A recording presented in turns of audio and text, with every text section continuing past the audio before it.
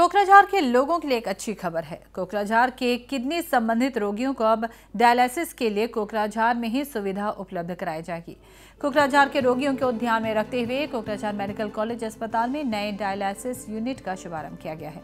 मंत्री उर्खाव गौरा ब्रह्म ने इसका उद्घाटन किया।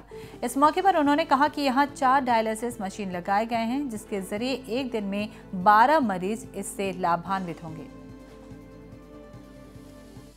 प्रथमबाৰৰ বাবে 4টা ডায়ালিসিস মেশিন ইয়াত স্থাপন কৰা হৈছে আৰু এটো আমি উদ্বোধন কৰিবলৈ সুযোগ পাইছো আজি।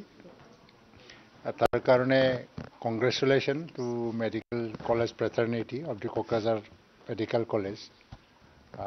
তেওঁলোকৰ প্ৰচেষ্টাত আজি এটো সম্ভৱ হৈছে। ডায়ালিসিসটো খুব প্ৰয়োজন হৈ গৈছে আৰু এতিয়া জনোৱা মতে 4টা মেশিন দিনত 12 জনকৈ ডায়ালিসিস আমি কৰিব পৰা অৱস্থা হল। এটো প্ৰগ্ৰামৰ নাম হয় প্ৰধানমন্ত্ৰী নেশ্যনেল ডায়ালিসিস প্ৰগ্ৰাম।